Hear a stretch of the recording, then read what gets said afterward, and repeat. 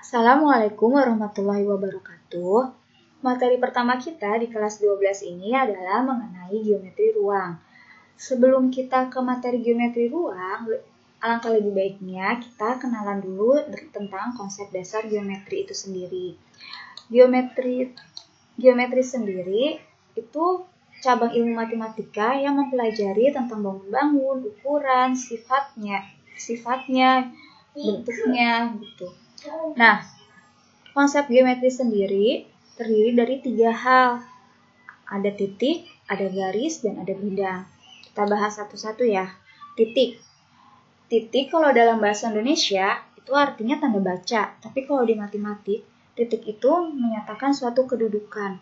Tapi titik itu abstrak, tidak memiliki ukuran, tidak memiliki berat, tidak punya panjang, tidak punya lebar. Nah, untuk lambang titik itu berupa noktah. Penulisan titik sendiri menggunakan huruf kapital. Misalnya titik A, titik B, atau titik P. Contohnya seperti ini penulisannya.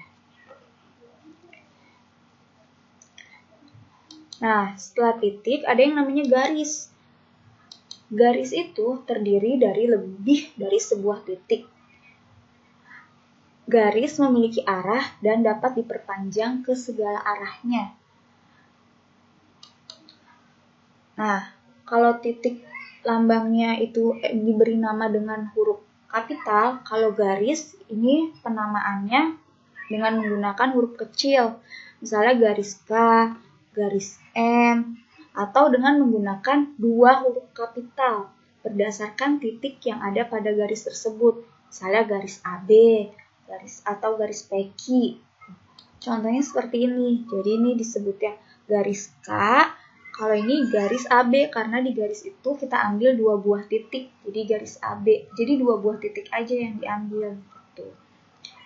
Nanti kalian harus cari tahu perbedaan. Ada yang disebut dengan garis, ada yang disebut dengan ruas garis. Gitu. Jadi kalau garis itu bisa diperpanjang.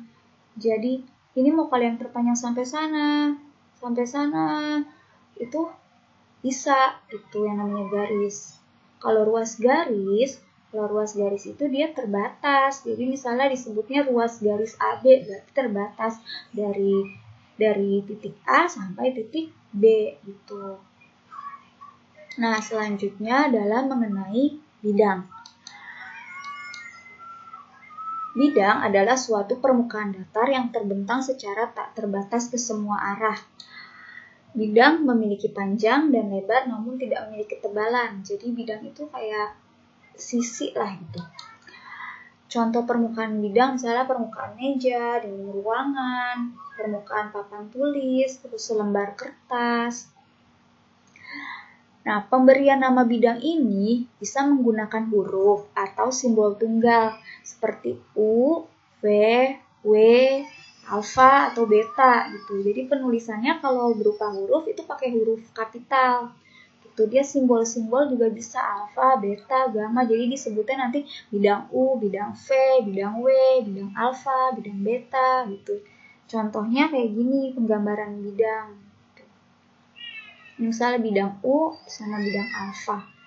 Nah, kalau misalnya di bidang itu ada 3 titik berbeda atau 4 titik berbeda, tapi tidak segaris titik-titiknya. Nih, misalnya ada titik A, titik B, titik C, ketiga titik ini kan tidak segaris nih dalam bidang itu. Nah, maka ini disebut bidang ABC. Nah, kalau misalnya di bidang itu ada 4 titik gitu, berarti ini disebut bidang PQRS. Gitu. Nah, jadi konsep geometri itu ada 3 ya, ada titik, garis, dan bidang. Tuh. Gitu aja perkenalan kita kali ini mengenai konsep geometri. Selanjutnya nanti kita akan membahas mengenai jarak dari titik ke titik pada geometri ruang. Terima kasih. Assalamualaikum warahmatullahi wabarakatuh.